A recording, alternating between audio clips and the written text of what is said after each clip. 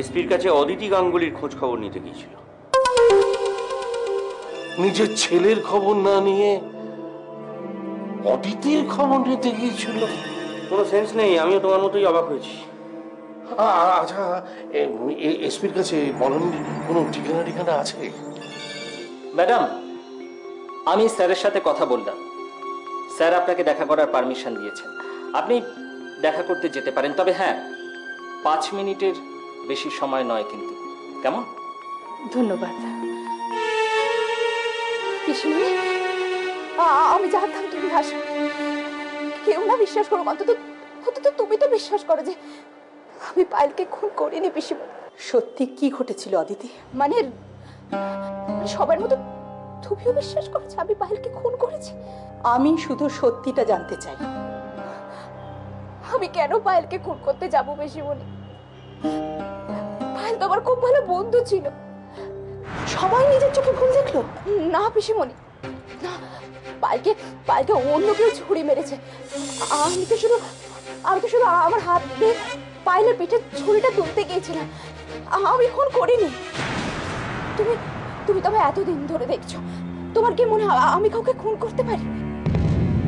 বনানী অদিতির খোঁজের জন্য আমাকে ফোন না করে হঠাৎ এসপির কাছে কেন গেল? সত্যি তো, এই কথাটা তো আগে কখনো ভেবে দেখিনি। আমার মনে হয় ও আমাকে অ্যাভয়েড করতে চায়। তোর এই কথা মনে হলো কেন? বনানী সব জানে বাবা, যে অদিতি আমার লকআপেই আছে, অথচ সে আমাকে ফোন না করে এসপির কাছে গেল। আর এত কিছু জানার পরে অদিতির সঙ্গে দেখা করতে একবারের জন্য থানায় এলো না। আমি বলি কি যে আগে বনানীকে খুঁজে বার কর, তারপর ও কি চায় না চায় সেটা ভেবে দেখা যাবে। ধরো বনানীর সঙ্গে আমার দেখা হলো, কিন্তু তা সত্ত্বেও ও আমার সঙ্গে আসতে চাইলো না, তখন? দেখো, বনানী আমাদের বাড়িতে যদি থাকতে না চায় তো আমরা তো জোর করতে পারি না, কারণ সেই অধিকার আমাদের নেই। তারপরে যদি সে আমাদের বাড়িতে থাকতে না চায়, আমার তো কিছু করার থাকবে, আমরা কেউ কিছু করতে পারবো না।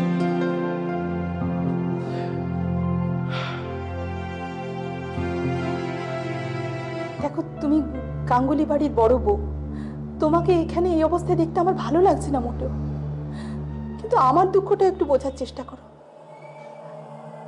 আমি বা দিয়া কি ভাবছি সেটা বড় কথা না। বড় কথা হলো আমি অনেককে কি সান্ত্বনা দেবো বলো তো? পিসিমণি, সবার মতো কি অনেক এটাই ভাবছে যে আমি ভাইকে খুন করেছি? চুপ করে থেকো না পিসিমণি, কিছু তো বলো। হ্যাঁ, অনেক বিশ্বাস করেছে যে তুমিই পায়েলকে খুন করেছো। যখন সবাই তোমার বিপক্ষে ছিল, অনেক কিন্তু তোমার পক্ষে সায় দিয়েছে। পায়েলের কথা না শুনেও কিন্তু ও তোমাকেই বিশ্বাস করেছে অদিতি। কিন্তু আজ সবকিছু চোখের সামনে দেখে ও তোমাকে কিভাবে বিশ্বাস করবে বলো তো?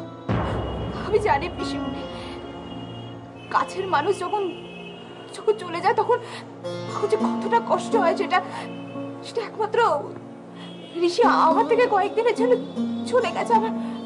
আমার মনে হচ্ছে চারিদিকটা যেন অন্ধকার হয়ে গেছে। বনানী কিন্তু বিবাহিতা, বাচ্চার মা। সে হয়তো সংকোচে এগিয়ে তো চেয়েও এগোতে পারেনি, কিন্তু তুই কি এগোতে চেয়েছিলি? ज्योति, फिर से क्यों रो रही हो? अरे इतने সঞ্জুর অমঙ্গল হবে।